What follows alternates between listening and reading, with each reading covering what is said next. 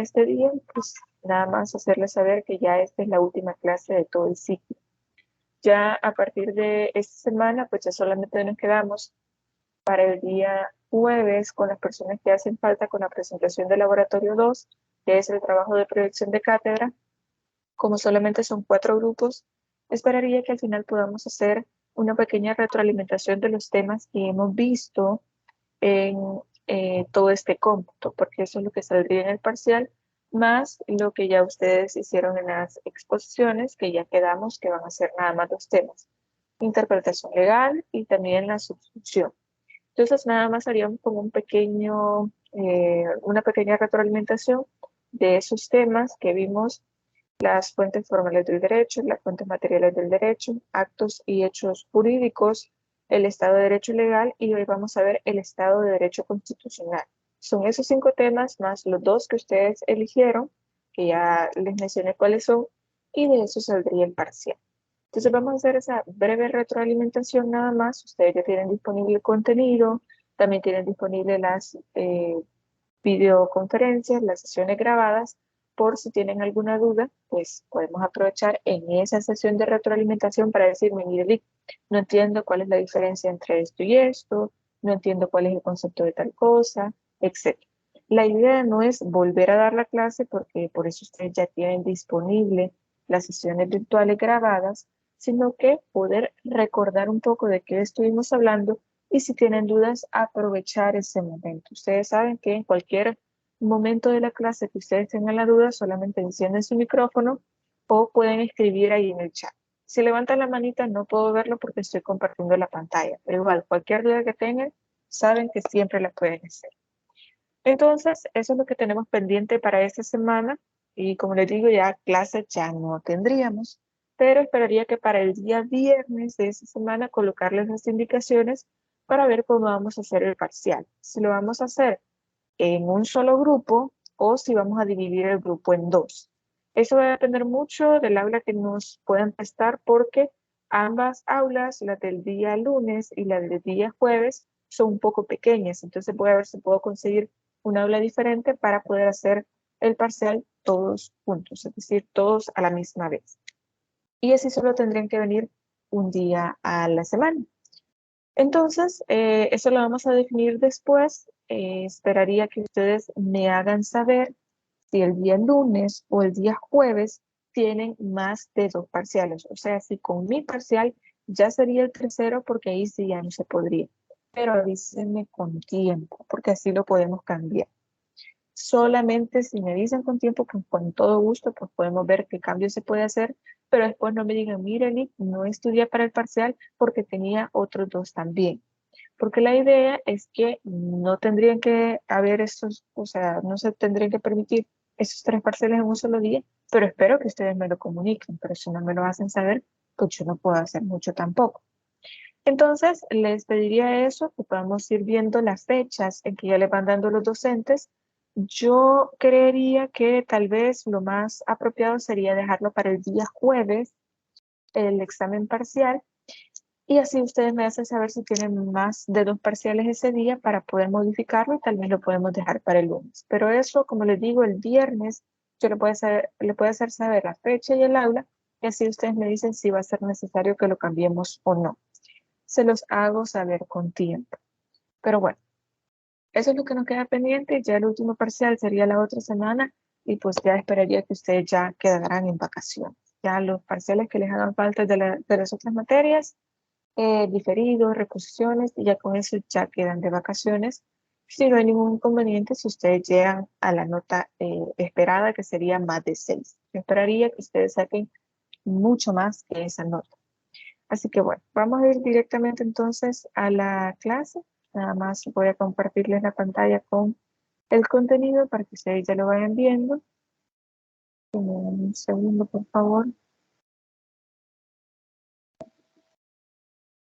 Bien, este ya es el último tema que nosotros vamos a ir viendo en esta sesión de clase. Creo que ya lo van a poder ver ahí en la pantalla. Ok, creo que ya lo pueden ver ahí. En este caso, nosotros ya estuvimos hablando la semana anterior sobre qué es el concepto del Estado de Derecho legal. Voy a hacer un breve recordatorio para que podamos entender a qué se refiere el Estado de Derecho constitucional. Yo les mencionaba que cuando nosotros hablamos de Estado de Derecho legal, es importante tener en consideración el momento histórico en que se da el nacimiento de este Estado de Derecho legal. Y es precisamente eh, lo que se dio después de la Revolución Francesa hasta antes de la Segunda Guerra Mundial, que nos permite a nosotros ver qué es lo que significa el Estado de Derecho legal, en el cual aquí se hace como una separación del poder entre varias instituciones o varios órganos. Eso ya lo estuvimos hablando. Pero luego de la separación de estos poderes, se establece un poder judicial, un poder legislativo, que es el que crea las normas, y el poder ejecutivo, que es el que gobierna. Pero se trata de una forma de gobernar diferente, porque antes, por ejemplo, allá en Francia se tenían reyes, que los reyes eran los que tenían el poder absoluto. Ellos creaban leyes, las derogaban, las modificaban a su conveniencia, las aplicaban cuando querían aplicarlas y no las aplicaban cuando simplemente les convenía o cuando no querían aplicarlas. Entonces, en este caso, con esta división de estos poderes, se estableció lo que nosotros podríamos ver como un derecho, un estado de derecho, en el cual ya se comienza a hablar de la voluntad del pueblo. Por lo tanto, ya se comienza a hablar de derecho como tal, porque ya entonces todo lo que antes era proletariado, perdón, o los súbditos que tenía el rey, ahora ellos también tenían voz y voto. Pero cuando nosotros llegamos a este momento en el cual se crea el derecho, lo que trae como consecuencia es el hecho de que el derecho se volvió más que una herramienta para poder hacer justicia, para poder traer, digamos, a colación todos estos derechos de los cuales se hablaba en la Revolución Francesa, que era la fraternidad, la igualdad, la libertad, entre otros. Lo que trajo como consecuencia era una mera aplicación del derecho, de aquellas normas que se comenzaron a crear, pero se aplicaban de una forma automática, sin investigar antes, sin tomar en cuenta bastantes elementos que son sumamente importantes. Por ejemplo, el hecho de que una persona matara a otra podría haber sido por una cuestión, como yo les mencionaba el ejemplo, de legítima defensa, pero en este caso no se tomaba en cuenta eso, sino que solamente se aplicaba la consecuencia jurídica. Por lo tanto, el derecho se volvió una mera aplicación como tal de la norma, sin importar ningún otro elemento, sin importar el contenido de la norma. Es decir, nosotros no teníamos en cuenta los valores, no teníamos en cuenta un contenido que pudiera ser injusto o que fuera en contra de los derechos humanos, etc. Y esto se dio hasta la Segunda Guerra Mundial y yo les explicaba precisamente que era porque después de la Alemania nazi se dio esta situación que, bueno, este proceso que se le llamó los juicios de Nuremberg, pueden buscar películas sobre eso porque sí hay, para que ustedes vean cómo es que se enjuició tanto a jueces, tanto a personas que formaban parte de lo que era la Fuerza Armada de Alemania, quienes recibían órdenes de personas que eran superiores a ellos, pero lo que se les eh, reprochaba a ellos de alguna manera era que ellos tomaban decisiones aun cuando iban más allá de los derechos humanos. Es decir, se les decía, bueno, mire usted, ¿por qué le disparó a esta persona solamente porque se acercó al muro de Berlín? Es que yo solo estaba siguiendo una orden, esta era la respuesta, yo solo estaba siguiendo una orden, a mí me dijeron, quien se acerque tiene que disparar, sin importar el motivo por el cual esta persona se estuviera acercando al muro. Y aquí es donde las normas se volvieron más irracionales, más inhumanas, porque entonces posiblemente esa persona se haya acercado porque sabe que toda su familia está del otro lado del muro y lo único que quiere es saber si ellos están bien, etcétera, la razón que fuera. Pero el hecho es que solamente por acercarse ya está habilitada esta persona para poder dispararle. Entonces, aquí es donde vemos que ya el derecho es llevado al extremo, cuando ya no se habla de justicia, ya se habla de una mera aplicación de la norma sin importar su contenido. Entonces, a esto se le llamó Estado de Derecho Legal. ¿Cuáles son las críticas o los problemas que presenta este modelo de Estado? Bueno, toma como base el positivismo, que no está mal, si ustedes están de acuerdo con la corriente positivista, pero también hay como ciertos límites a los cuales llega el positivismo que nosotros en la actualidad podemos llegar a criticar. Por ejemplo, nosotros no podemos hablar solamente de la mera aplicación de la norma solamente porque emana de la autoridad competente y pasa por el procedimiento de formación de la ley. Yo les ponía un ejemplo hace bastantes clases y les decía, miren, ¿de qué me sirve a mí crear una ley que sea absurda, que sea innecesaria, que vaya en contra de derechos humanos o que no se aplique a nada en nuestra realidad? ¿Pero por qué se hace esto? Porque nosotros debemos crear normas para aquello que es jurídicamente relevante. Ya les he mencionado esto en muchas ocasiones.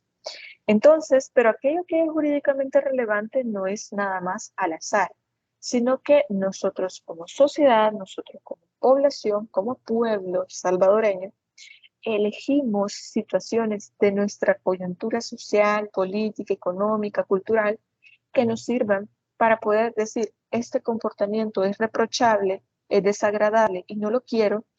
Este comportamiento sí lo vamos a permitir, sí estamos facultados para hacerlo, y esto es lo que el Estado nos manda a hacer, a pagar impuestos, a tener ciertas conductas en específico. Hay muchos ejemplos que podemos mencionar.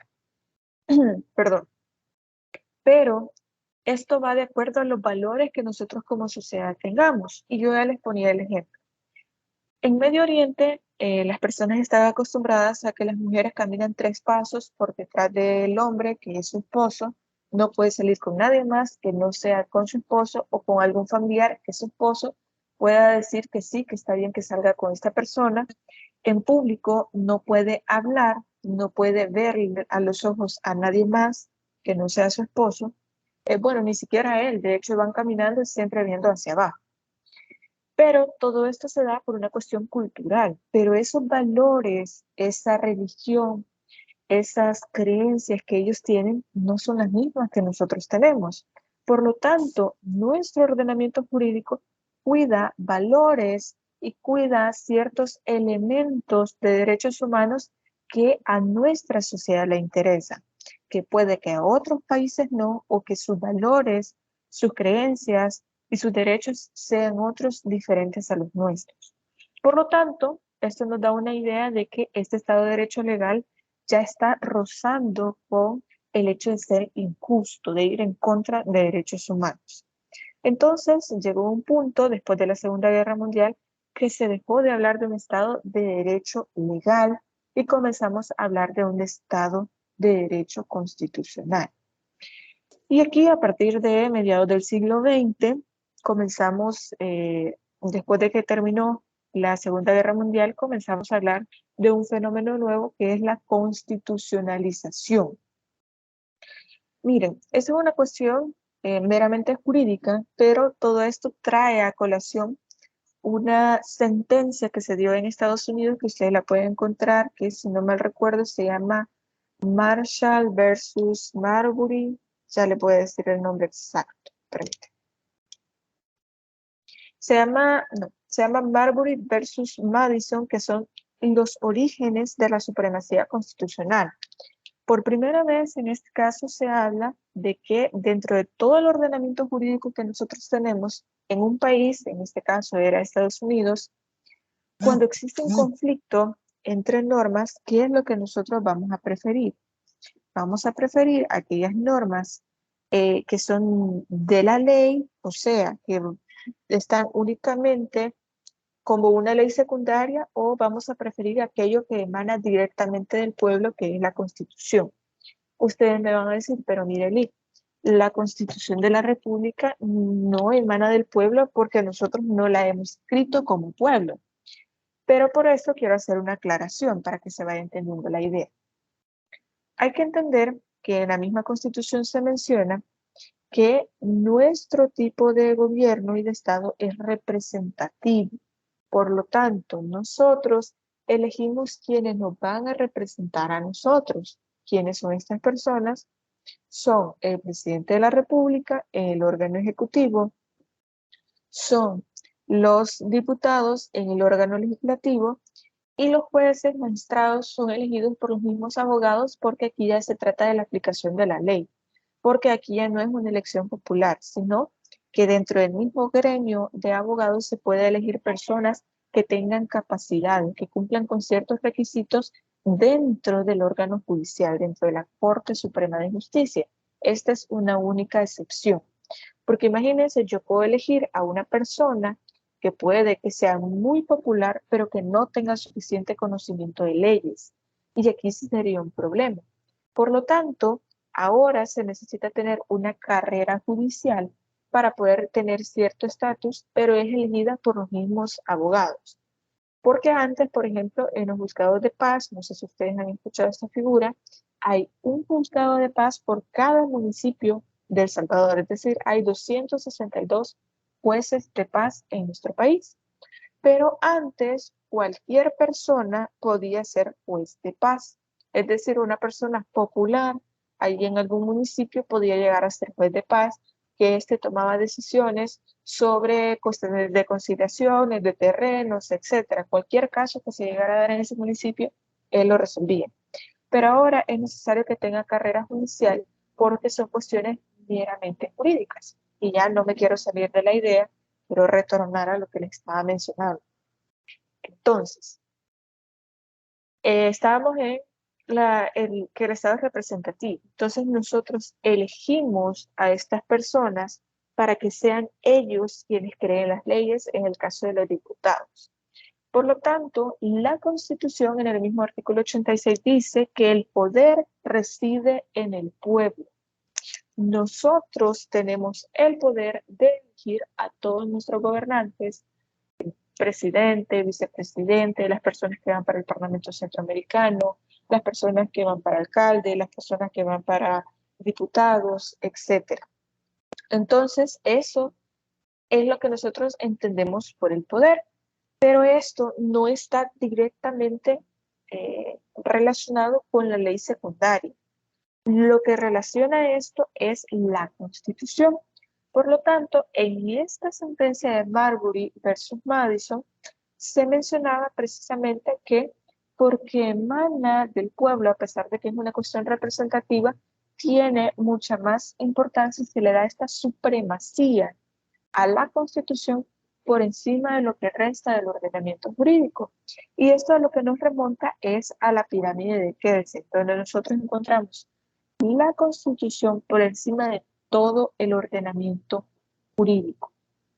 Y decíamos que todo lo que está por debajo de la Constitución debe ser coherente con el contenido de la Constitución, es decir, no puede ser contrario, no puede ir en contra de lo que diga la Constitución. ¿Por qué?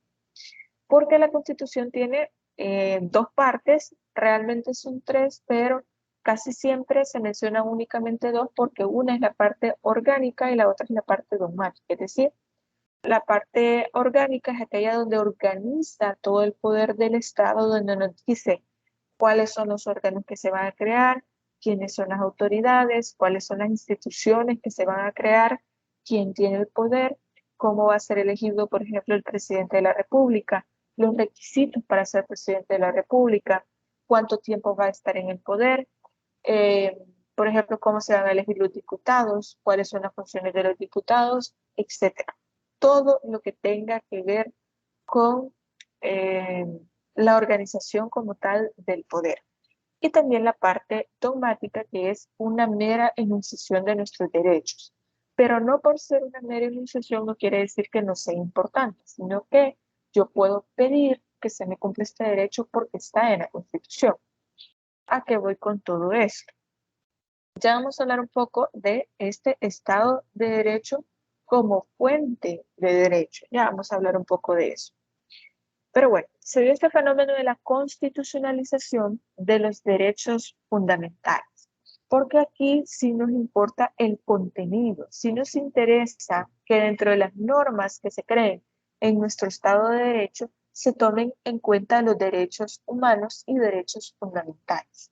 Ya les he dicho en varias ocasiones, y esta es una idea importantísima que ustedes como futuros internacionalistas la aceptan.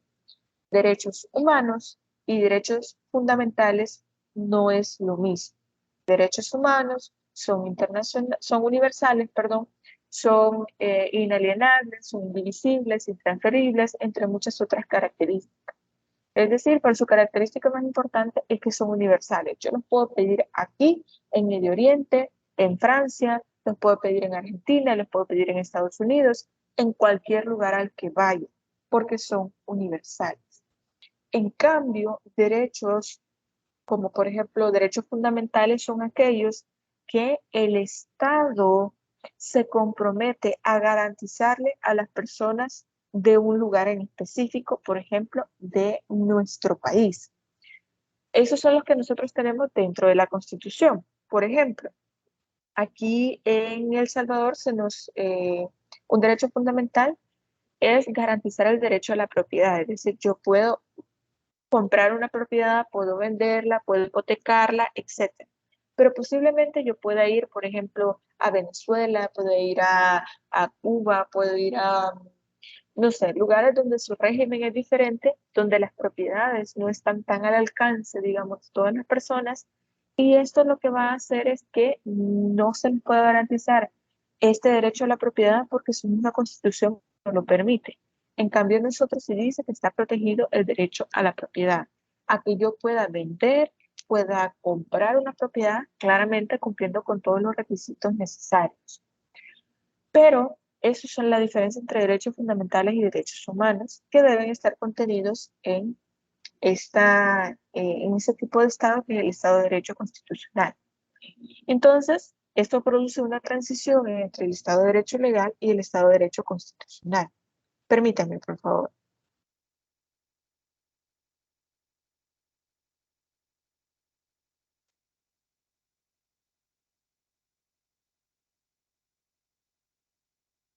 Ok, disculpe. Entonces, esto lo que da paso es una nueva concepción de la Constitución. No lo ve como un mero programa político, sino como un auténtico instrumento normativo jurídico, que contiene normas jurídicas que irradian todo el ordenamiento jurídico. Pensemos que la Constitución es como un sol, que es el centro del sol, y todo lo demás que se crea son estos rayos del sol que emanan de este mismo sol. Entonces, todo lo que se va a crear va a tener que emanar, van a ser como estos rayitos del sol, va a tener que emanar de este centro que es precisamente la Constitución. Por eso, esta transformación de esta idea de creer que el ordenamiento jurídico está fundamentado en la Constitución debe ser analizado, perdón, desde la teoría de las fuentes del derecho, con el propósito de poder identificar y justificar el rol o la posición que ocupa la Constitución dentro de nuestro catálogo de fuentes. Y aquí es donde nace esto que yo les había anunciado desde clases pasadas, que estamos hablando de esta nueva forma de poder ver las fuentes del derecho desde las normas sobre producción jurídica. Eso ya lo vamos a ir hablando un poco más adelante. Entonces, no hay nadie que dude que vivimos en un Estado de Derecho constitucional porque en la actualidad nosotros sabemos que es la Constitución la que nos permite la creación de nuevas fuentes, es decir, de nuevos elementos dentro del ordenamiento jurídico, y quien por primera vez lo menciona es Zagrebelsky, que viene sometida a una relación de adecuación y por tanto la subordinación a un estrato más alto del derecho establecido por la Constitución. Pero ¿por qué nosotros le damos esta idea de supremacía a la Constitución? Es precisamente a través de esta sentencia de Marbury versus Madison, donde se establece que la Constitución, al contener esta parte de que enuncia los derechos que todas las personas tienen, que cómo el Estado las va a garantizar, que desde cuándo las va a garantizar, y también toda la organización como tal del Estado, de cuáles son las autoridades, de cómo se van a elegir, todo esto que ya les mencioné. Por eso es que se le da supremacía a la Constitución, porque a través de este instrumento, de este único instrumento que es la Constitución, podemos crear todo el derecho y todo el Estado que nosotros tenemos. Obviamente, cada constitución que se va creando hace que se vaya configurando de una manera distinta el Estado. Por ejemplo, nosotros tenemos constituciones desde 1821, tenemos también, por ejemplo, una constitución que fue bastante importante, que era considerada como una constitución de avanzada, que es de 1850. Luego tenemos una constitución de 1962, tenemos una la de 1983, que es la que tenemos vigente en la actualidad. No quiero hablar mucho de este tema de la Constitución, más allá de lo que sea relevante para el tema, porque este tema de derecho constitucional es bastante amplio. En derecho se ve toda una materia de derecho constitucional, otra materia de derecho procesal constitucional, porque es muy amplio. Ya en algunas explicaciones creo que ya más o menos ustedes tienen una idea de lo que se menciona de la Sala de lo Constitucional, cómo son las sentencias, que son obligatorias, las funciones que se le dan específicamente a esta sala, etc.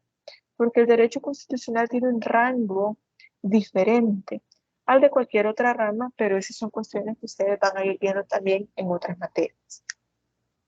Entonces, este Estado de Derecho Constitucional eleva la Constitución desde un plano programático como cualquier otra ley secundaria que ocupa en el Estado de Derecho Legal al mundo de las normas jurídicas vinculatorias. Esto significa que no solo acoge el principio de la normativa, perdón, el principio de la primacía de la ley, sino que también complementa con el principio de primacía de la Constitución por encima de la ley. No es solo la primacía de la ley como tal, sino el hecho de que está por encima de la ley. Por lo tanto, sobre todo el ordenamiento jurídico. Y esto significa entonces que la ley va a estar por debajo de la Constitución. Y como ya habíamos hablado también, los tratados internacionales, según el artículo 144 de la Constitución, son considerados leyes de la República, por consiguiente van a estar por debajo también de la Constitución. Hay estados, como les podría mencionar un ejemplo, podría ser Italia, tienen la Constitución de la República y los tratados internacionales en el mismo nivel. Es decir, así como se aplica la Constitución de la República, también se aplica los tratados internacionales que haya ratificado ese país. En cambio, aquí en El Salvador, nosotros tenemos por encima la Constitución y por debajo la ley secundaria y los tratados internacionales. Entonces, esto consigue la anulación de la ley si es que ésta va en contra o no se adecúa a la Constitución. A eso se le llama inconstitucionalidad. Esta anulación de la norma que contenga la ley que vaya en contra de la Constitución. Esto se considera como un recurso, como un mecanismo que nosotros tenemos para no contradecir la Constitución. Pero ustedes me van a decir, pero mire, ¿por qué nosotros vamos a crear leyes que no puedan ir en contra de la Constitución? ¿Por qué no mejor nosotros vamos, como estas leyes son más nuevas que la Constitución, a través de esta ley nueva se va adecuando la Constitución? Bueno, lo que sucede es que por este principio de primacía o de superioridad de la Constitución por sobre la ley, lo que se busca es crear una Constitución que pueda tener esta tendencia a durar en el tiempo. Yo les mencionaba que tenía dos efectos. Uno, que era la fuerza normativa activa y la fuerza normativa pasiva. Es decir, al momento en que entre en vigencia esta Constitución, lo que ya teníamos vigente dentro de nuestro ordenamiento jurídico se va a tener que adecuar a la nueva Constitución. Imagínense que ahorita, 2022, se cree una nueva Constitución, toda la normativa, toda la que tenemos en nuestro país, de ley secundaria, eh, pueden ser la jurisprudencia, otros elementos también del ordenamiento jurídico, todo se va a tener que adecuar a la nueva Constitución. Esa es la fuerza normativa pasiva. Y la fuerza normativa activa es la que ve a futuro. cada ley nueva que se vaya creando tiene que ir en consonancia o que no esté en contradicción de esta Constitución. Es decir, no va a ser vigente si está en contra de la Constitución. Y se logra identificar esto antes de que se cree la norma. Si no se logró identificar antes, obviamente esta norma va a estar vigente, pero en algún momento cualquier ciudadano puede pedir la inconstitucionalidad de esta norma. Pero bueno, esto para que ustedes vayan viendo la importancia que tiene la Constitución y por qué es que las nuevas normas no pueden modificar las constituciones que están vigentes a pesar de que no sean tan recientes. Bien, así la legalidad positiva del Estado de Derecho constitucional no es ya únicamente condicional, sino que ella misma está condicionada por límites y vínculos jurídicos, no solo formalmente, sino sustantivos. En pocas palabras, estamos diciendo que el límite para poder crear una norma dentro del Estado de Derecho, dentro del Estado de Derecho constitucional no es solamente haber pasado por el proceso de formación de la ley y que emane de la autoridad competente, sino que trae a colación un elemento importantísimo, y este elemento es el sustantivo, es el contenido de la norma. No es solo que formalmente haya pasado por la Asamblea Legislativa, se haya discutido este proyecto, se haya aprobado, haya sido publicado en el diario oficial, haya entrado en vigencia, sino el contenido. A todo esto yo recuerdo que les puse un ejemplo hace bastante tiempo, hace unas cuantas semanas, que yo les decía, miren, ¿de qué me va a servir a mí crear una norma sobre que los extraterrestres van a venir mañana aquí a San Miguel? Y me vengo a dar cuenta que actualmente en Estados Unidos se está llevando un juicio allá en la Casa Blanca, una situación ahí en el cual se ha llamado a ciertas personas para que puedan dar parte de lo que ha sucedido en, sobre todo lo que tiene que ver con ovnis, o sea, con objetos voladores, perdón, no identificados. Así que, mal por mí, ya no puedo usar ese ejemplo. Así que, ¿qué es lo que nos trata de decir esto? Tener conocimiento, en este caso de Estados Unidos, sobre ese tipo de cuestiones para ver qué se puede hacer, si es necesario regularlo, qué es lo que está pasando, por qué no se ha informado en los últimos 50 años, etcétera. Pero ese ya es problema de Estados Unidos. Acá, a lo que voy es que el contenido de la norma sí importa. Para el Estado del Derecho Constitucional sí importa. Porque entonces, si nosotros dijéramos, bueno, con que formalmente se cumplan todos los requisitos, eso es lo único que nos va a interesar para crear normas jurídicas.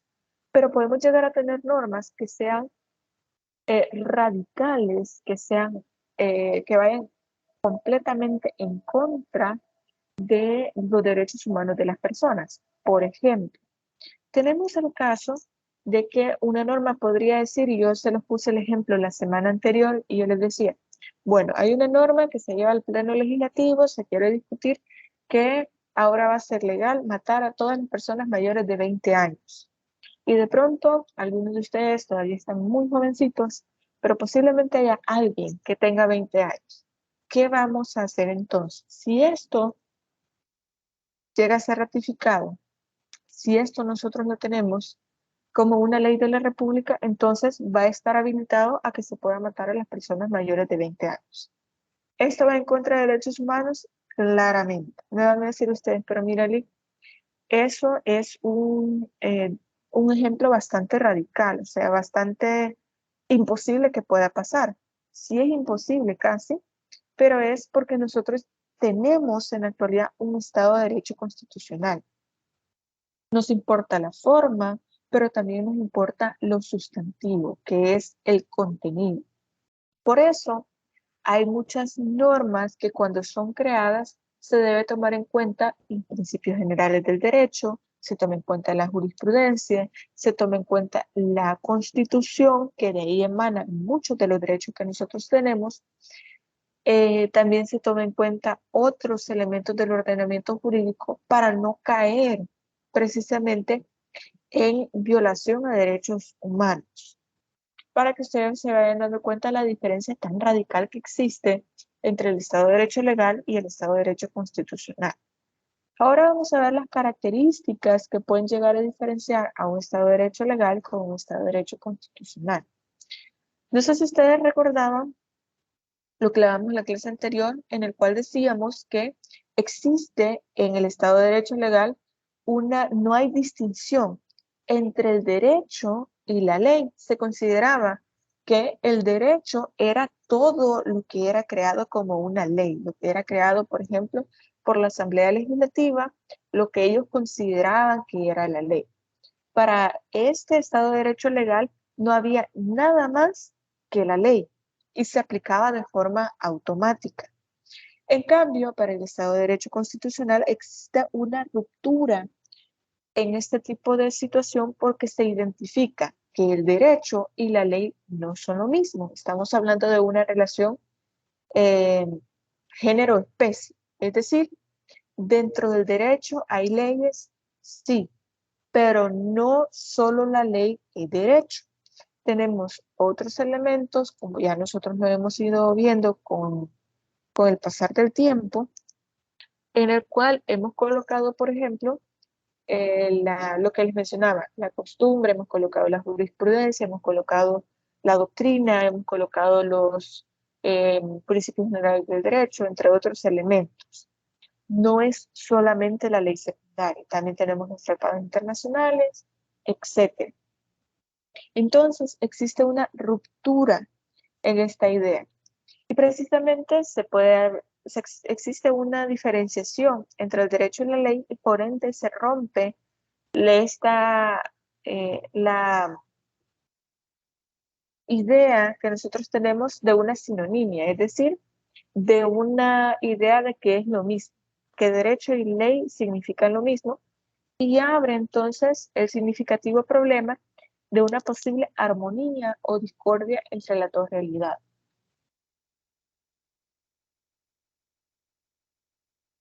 Porque se podría hablar entonces que si el derecho y la ley no son lo mismo, entonces en algún momento puede existir discordia, es decir, que la ley y el derecho no estén en el mismo canal, no estén en la misma sintonía. Y eso es lo que puede llegar a pasar en la actualidad, que por mucho una norma o una ley no nos diga explícitamente lo mismo. Tenemos una ley secundaria que me diga a mí una cuestión en específico, por ejemplo, podemos decir, eh, nos puede dar un resultado A y la jurisprudencia, los principios generales del derecho o algún otro elemento del ordenamiento jurídico nos puede decir B, es decir, están en contradicción. Pero esto es lo que enriquece directamente el derecho porque nos permite analizar esa diferencia entre el derecho y la ley. Bien, precisamente la condena jurídica en Nuremberg, en estos juicios de Nuremberg que ya les había mencionado, se justificó la razón por la cual los nazis habían cumplido la ley, pero habían violado el derecho, porque ellos cumplían la ley como una mera norma programática. El que se acerca al muro se le tiene que disparar, punto. Pero eso no iba en consonancia con el derecho, porque lo que nosotros conocemos por derecho es aquello que busca y persigue la justicia. ¿Se acuerdan cuando nosotros estábamos en la prueba diagnóstica, que siento como si hubiera sido hace un par de semanas, ustedes me decían cuál era la definición de la ley? Ustedes me decían, mire, es aquello que lo que busca es perseguir la justicia. Y yo les decía, sí es cierto, pero no en todos los casos, porque hay normas que son injustas. Ahora bien, en derecho nosotros tenemos, de hecho se lleva una materia que se llama ética jurídica, en la cual se hace como el planteamiento de un dilema. Entre la ley y la justicia, ¿qué es lo que vamos a preferir? ¿El cumplimiento de la ley o el cumplimiento de la justicia? Casi siempre se recomienda que se busque la justicia, porque a veces la ley misma puede ser injusta, porque como ya lo hemos visto, quienes crean la ley son personas como cualquiera de nosotros que pueden cometer errores. Por eso hablábamos la clase anterior de la falibilidad humana, de que podemos equivocarnos, podemos cometer errores. Pero esta idea de justicia que nosotros tenemos que es, muchos de ustedes me pueden decir, bueno, justicia es darle a cada uno lo que se merece, pero ahí tenemos un problema que es muy subjetivo. ¿Quién se merece qué? ¿Quién le va a dar a esta persona lo que se merece? ¿Qué es esto que merece? Etcétera.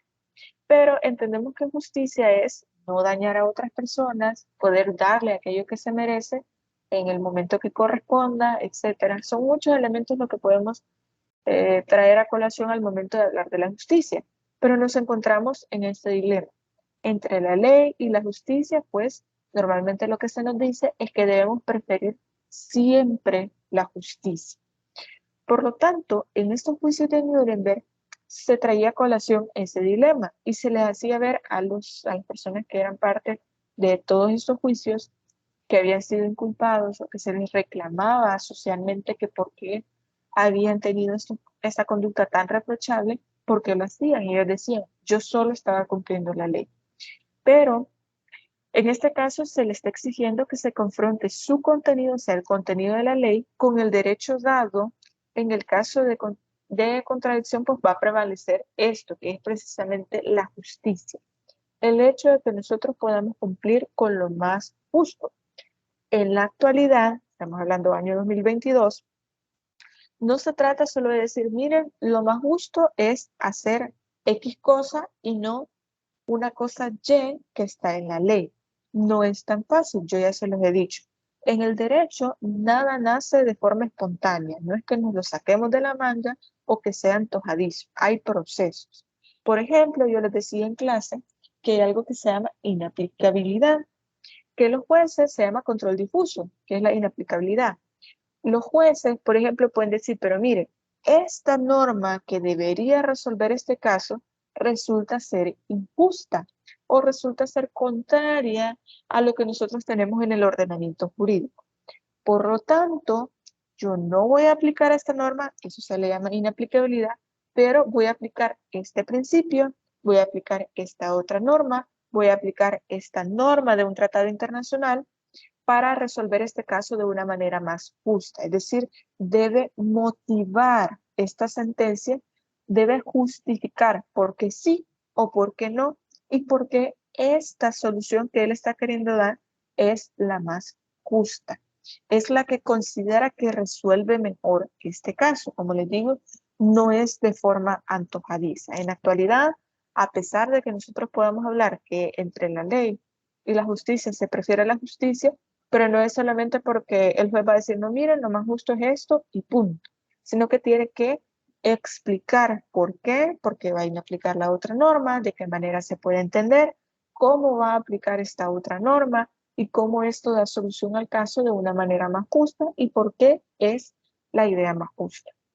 También los jueces tienen otra posibilidad, que en caso de no encontrar una norma, y esto ya lo hemos hablado, ellos tienen algo, una facultad que se le llama resolver por sana crítica, es decir, tomando en cuenta aquello que tiene que ver con la lógica jurídica, aquello que tiene que ver con las máximas de la experiencia, es decir, el tiempo que ellos trabajan, que ellos llevan tiempo, perdón, el tiempo que ellos llevan trabajando como jueces les dicta cómo deberían resolver el caso en base a su experiencia como jueces.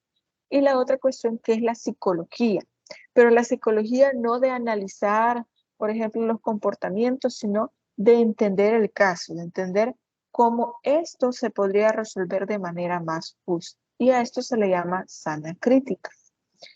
Bien, ahora que entendemos que estamos hablando de un dilema en el que no solamente vamos a ver que entre el derecho y la ley hay una diferencia, sino también que entre la ley y la justicia se debe prevalecer la justicia, también tenemos más características, como por ejemplo el control jurisdiccional de la ley. Habíamos hablado en la clase anterior que en el Estado de Derecho Legal no hay control.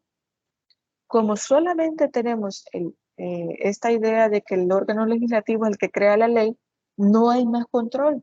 Simplemente se van creando normas como si usted estuviera viendo una imprenta de billetes, una imprenta de periódicos, todo el tiempo creando leyes, creando leyes, creando leyes, todos los días, todo el tiempo. Pero nadie controla la calidad o el contenido o a quién se va a aplicar, o si crea una situación de injusticia, si crea un problema dentro de la sociedad. No tenía un control sobre esto. Ahora bien, en el Estado de Derecho Constitucional, ahí sí tenemos un control constitucional de la ley. Y esto tiene un antecedente que es el Judicial Review, fue inventado en Estados Unidos y es absolutamente inconcebible para el esquema del gobierno de Rousseau, porque él decía de que únicamente lo que era considerado ley se tenía que aplicar. Digamos que este era como el antecedente de lo que dijo Kelsen en su teoría positivista. Pero en Europa introduce que los jueces ya no son mera boca de la ley, ya no solamente se dedican a recitar el derecho, a mencionarlo de nuevo, porque básicamente eso era lo que hacían los jueces. Cuando les digo que eran mera boca de la ley es porque únicamente se memorizaban lo que decía un código, lo que decía una ley y lo iban a recitar a la audiencia. Entonces, que los jueces constitucionales después de la segunda mitad del siglo XX, no ya como meros legisladores negativos, como ya lo vimos, como boca de la ley, en base a la propuesta de Kelsen, sino que se implementa en Austria en la década de los 20, sino como controladores formales y materiales de la ley desde la Constitución. Es decir, el Poder Judicial pasa a ser un poder constituido que tiene la última y definitiva palabra en nombre del Poder Constituyente. Permítame, por favor.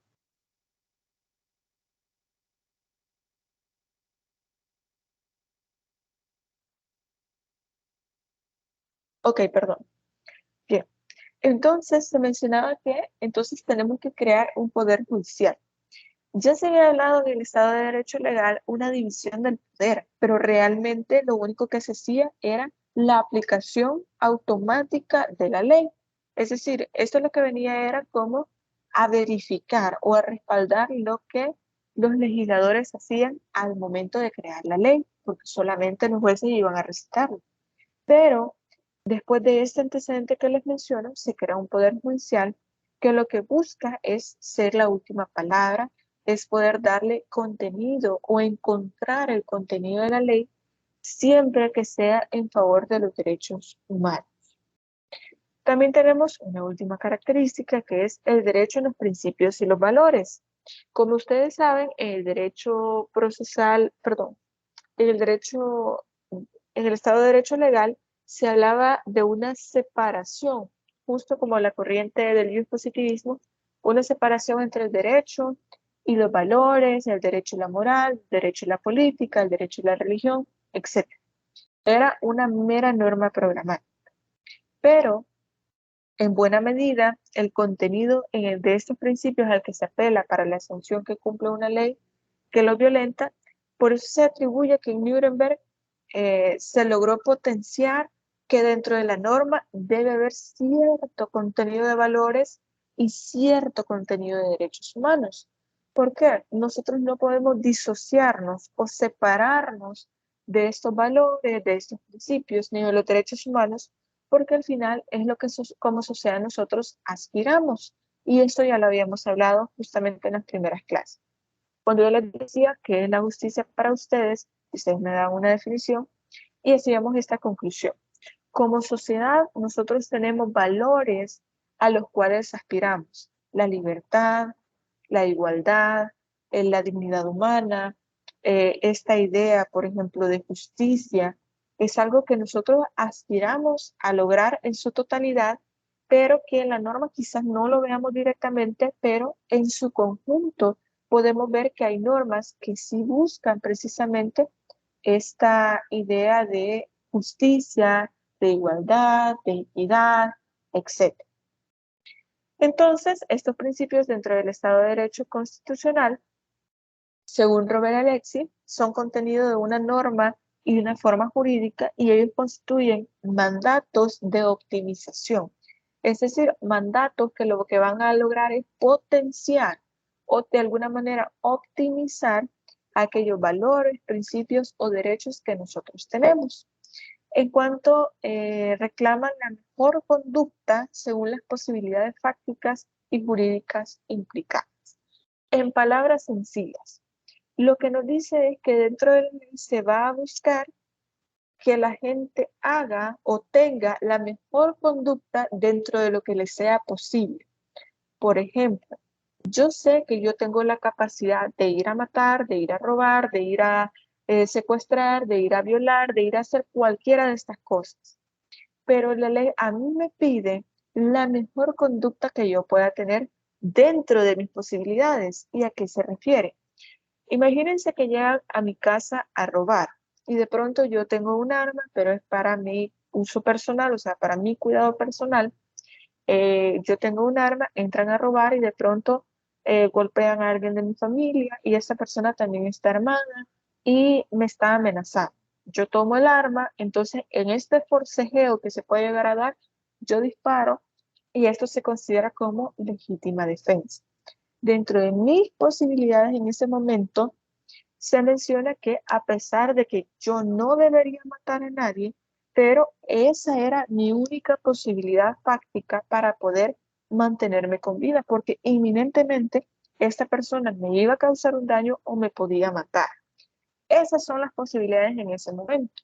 Pero en el 100% del tiempo, digamos, lo que se busca es la mejor conducta posible. Por eso ustedes ven que parece que la norma, ya lo van a ir viendo en otras materias, que ya van a ver derecho como tal, como derecho ya sea internacional público, privado, derechos humanos, etcétera, algún tipo de derecho, se van a dar cuenta que parece que la norma es perfecta. Parece que fuera de otro país diferente al nuestro, un país donde todo es perfecto y bonito, pero es porque lo que la norma busca es nuestra mejor conducta el 100% de las veces. Obviamente esto no siempre se cumple y por eso tenemos que aplicar, ya este es el Poder Ejecutivo, aplicar la consecuencia jurídica. Para ir avanzando un poquito más, tenemos hablando de una noción de fuentes del derecho en el Estado de Derecho Constitucional y aquí es donde hablamos por primera vez del desbordamiento de las fuentes del derecho. Hay un autor que es de apellido Pérez Luño que nos menciona que este es un jurista positivista y formalista, perdón, que nos dice que un jurista que es positivista y formalista es transportado en un túnel del tiempo hasta un sistema de fuentes jurídicas actuales, forzosamente se sentirá confundido o desorientado. ¿En qué sentido? Porque para el Estado de Derecho Legal, o sea, un jurista que sea positivista y formalista, que solo le interese la forma de poder crear la ley y no su contenido, lo que va a pensar de los derechos humanos, lo que va a pensar de las fuentes jurídicas actuales es que no las va a comprender, se va a sentir desorientado porque en la actualidad sí consideramos que hay valores que son considerados fuentes del derecho, nosotros nos encontramos dentro de los principios generales del derecho, también dentro de la jurisprudencia, la doctrina, la costumbre, también son fuentes materiales del derecho, como ya lo vimos, pero que nos dictan qué podemos considerar como derecho o no. Es decir, nuestra práctica social, nuestra coyuntura social, política, económica, nos permite saber sobre qué vamos a legislar, sobre qué se van a hacer leyes, a diferencia de lo que en el Estado de Derecho legal se hacía de forma antojadiza. Lo que, por ejemplo, en la actualidad los diputados quieren normar, lo van a normar porque se les daba la gana. Así lo podemos decir dentro del Estado de Derecho legal, pero en la actualidad vemos que es lo jurídicamente relevante, pero como tenemos 84 diputados con corrientes de pensamiento diferentes, viviendo de partidos diferentes, representando sectores de la sociedad diferentes, entendemos que ahí se va a generar la discusión. Y esto permite aquello que nosotros logramos ver como un tipo de democracia. Entonces, este Estado de Derecho constitucional no es posible establecer una jerarquía detallada y firme de las fuentes del derecho. Les voy a poner el ejemplo. La sociedad y las instituciones, por ejemplo, los colegios o profesionales, los grupos particulares, por ejemplo, el derecho indígena. Dentro de la población de un Estado sustraen competencias jurígenas al Estado y le permite dictar y controlar la vigilancia de una importante variedad de peculiares normas jurídicas. En palabras sencillas, en este caso se menciona que, por ejemplo, nosotros tenemos instituciones, como es, por ejemplo, los colegios o grupos en particulares, como por ejemplo los indígenas. Lo que nos trata de decir es que aquí nosotros tenemos derechos específicamente. Por ejemplo, hay un derecho de los indígenas que es la autodeterminación de los pueblos, que es solamente para los indígenas. Es decir, los indígenas tienen la posibilidad de que como ellos tienen una cultura diferente, tradiciones diferentes, tienen dialectos diferentes, formas de comerciar, de tratarse, de vivir de forma diferente, el Estado no puede incidir en eso. ¿Se crean normas para la totalidad de personas? Sí, pero hay derechos específicamente para ciertos grupos. Por ejemplo, tenemos derechos para la comunidad, perdón, para la comunidad LGBT no tenemos. Tenemos derechos para las mujeres, que son derechos específicamente para mujeres. Tenemos derechos, por ejemplo, para las personas con discapacidad. Tenemos derechos para las personas adultas mayores, etcétera, para grupos en específico. Y esto el Estado de Derecho legal no lo permitiría, porque como es una mera norma programática, debería ser igual para todas las personas. Entonces, aparecen nuevas, perdón, y realistas teorías como la de Julius Arrhenius, que en definitiva define las fuentes del derecho como los argumentos usados por los jueces para dictar sentencias válidas, lo que obliga a una mirada circunstanciada y judicial para conocer la nómina de las mismas. En este caso hay que tener en consideración, como ya se los había dicho, el escenario en el que se da el caso. Nosotros ya tenemos las normas, ya las sabemos, ya entendemos en muchas ocasiones todo el significado en el ámbito de aplicación, ya lo entendemos. Pero ¿qué pasa si hay un caso que es tan diferente a todos los demás, tan peculiar, que no lo encontramos en ninguna norma? ¿Qué vamos a hacer ahí? En derecho penal, ya en ciencias jurídicas, a esto se le llama conducta atípica, porque es anormal, porque seguramente no está dentro del derecho. Le voy a poner un ejemplo para que me entiendan a qué me refiero. Yo les he hablado, porque yo doy la materia de género y derecho en ciencias jurídicas y también en relaciones internacionales, espero verlos por allá un poco más adelante, de la ley, que es la ley específicamente para las mujeres, en la que se habla de un delito que se llama feminicidio. Es decir, el que matare a una mujer por razones de odio o misoginia va a tener una pena de 30 a 35 años. Ahora bien, decía de hecho el hombre que matare a una mujer. Pero ¿qué pasa si se trata de una persona transexual? Imagínense que esta persona fue a otro país, se operó, se hizo una reasignación de sexo y ahora aparece una mujer, quiere identificarse como mujer, se ve como una mujer y quiere que los demás lo traten como una mujer. Esta persona mata a una mujer por celos, por envidia, por odio, etc.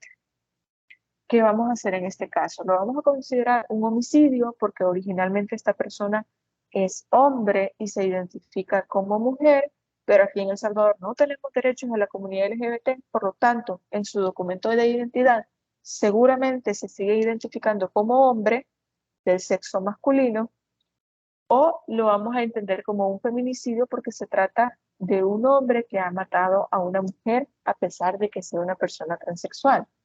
Este caso lo vamos a considerar como algo completamente atípico, porque no sabemos entonces si aplicar un homicidio o aplicar un feminicidio. Es decir, la pena del homicidio es de 10 a 20 años, la pena del feminicidio es de 30 a 35. Aquí tenemos una primera diferencia y también que no se le puede aplicar una norma a un hecho que no sea específicamente el que haya sucedido.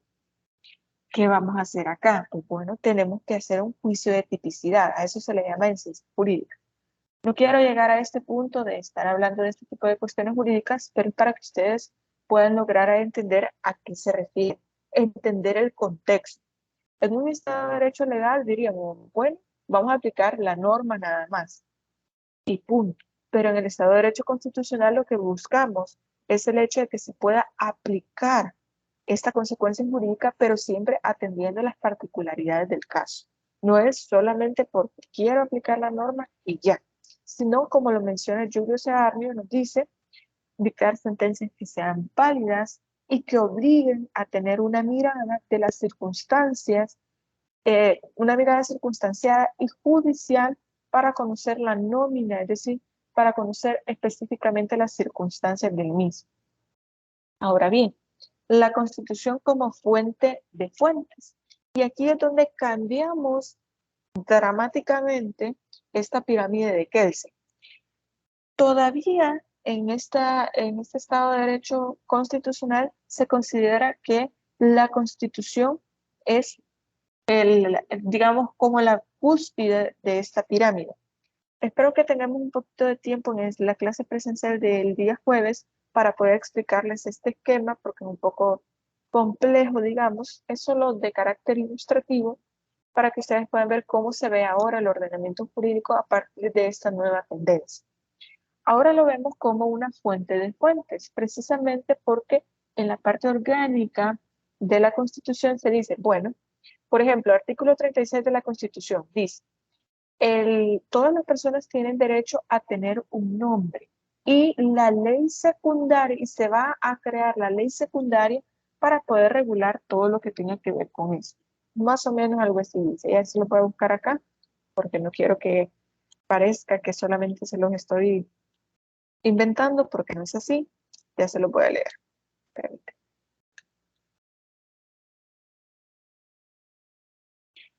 Nos dice, toda persona tiene derecho a tener un nombre que la identifique. La ley secundaria regulará esta materia.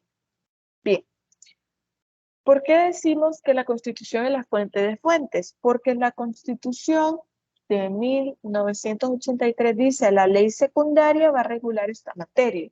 Para ese momento histórico no había ninguna ley que regulara esto. Por lo tanto, la Constitución mandó a crear lo que nosotros conocemos ahora como ley del nombre. Así tal cual se llama, ley del nombre. Por lo tanto, lo que nos está diciendo es que la Constitución es fuente de derecho, porque manda a crear otras leyes, porque le dice, bueno, va a haber otra ley que se va a crear a partir del momento en que entre en vigencia esta Constitución para regular un aspecto en específico. Por lo tanto, se considera que es la fuente de fuentes. Dice que la Constitución no es una simple disciplina sobre la fuente de derechos, sino que ella es efectivamente fuente de derecho, perdón, lo que supone que de ella dimanan derechos y obligaciones para los particulares, pero también para los entes estatales y aún para el órgano legislativo. La Constitución es fuente de derecho en el ámbito formal y en el ámbito material. Es decir, en el ámbito formal, porque nos dice, bueno, ¿cuándo se van a elegir los diputados al presidente? ¿Cuáles son los requisitos que se necesitan para ser elegido presidente, para ser elegido alcalde, diputado, etcétera? Pero también material, porque nos manda a crear leyes por su contenido. No sé si me estoy dando a entender. A lo que vamos con esto es que la Constitución es fuente de derecho porque manda a crear otras normas, no solo por la forma, sino también por el contenido que debe de tener esta norma.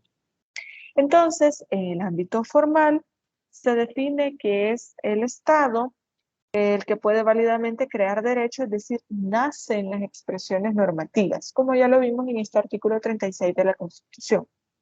Desde el punto de vista material, la Constitución se caracteriza, por un lado, por establecer los valores y los principios básicos de la comunidad política, partiendo del reconocimiento de los derechos fundamentales de la persona humana y, por otro lado, por organizar los poderes del Estado. Si hay algo que puede resumir todo lo que les estoy diciendo, es básicamente este párrafo.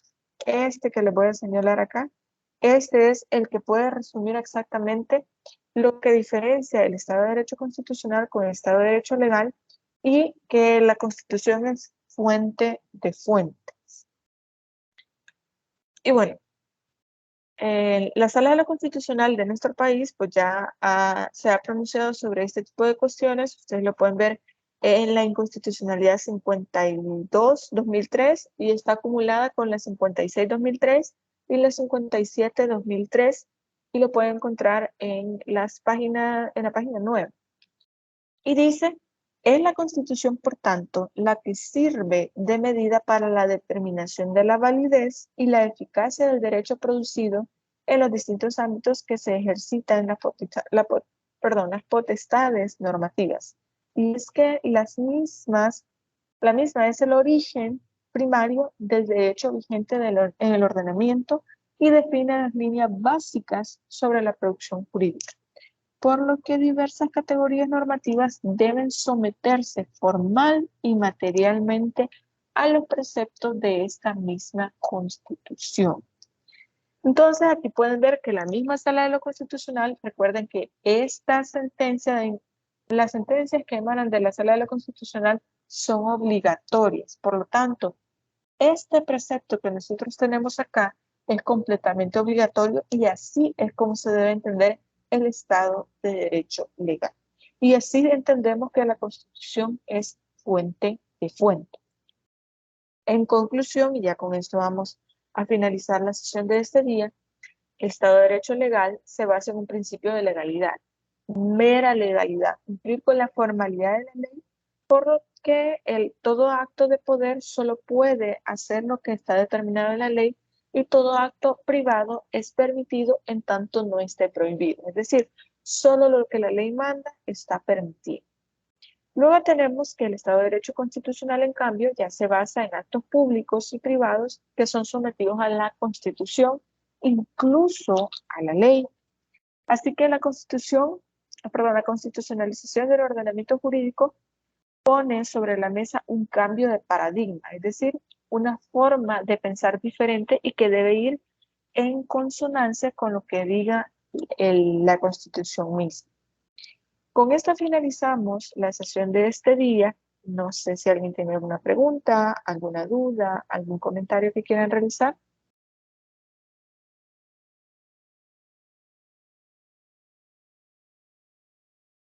Muy bien, si es así, entonces nos vamos a quedar hasta acá. Les agradezco mucho por su presencia en esta Licenciada, Mande, diga. yo cuando entré a la llamada no tuve tiempo para decir presente, entonces no sé si a usted se me puede poner en la lista. Ok, ¿sus apellidos? Perla Turcios. Ok, muy bien. Ahorita la voy a agregar, no hay ningún problema. Los que hace falta en la asistencia, me pueden agregar por favor sus apellidos aquí en el chat. Igual los que ya lo agregaron, yo lo puedo agregar en ese momento a la asistencia, no se preocupen por eso. Y bueno, entonces nos quedamos hasta acá. Muchas gracias a todos por su presencia en esta videoconferencia. Espero que estén muy bien, cuídense mucho, pasen feliz día.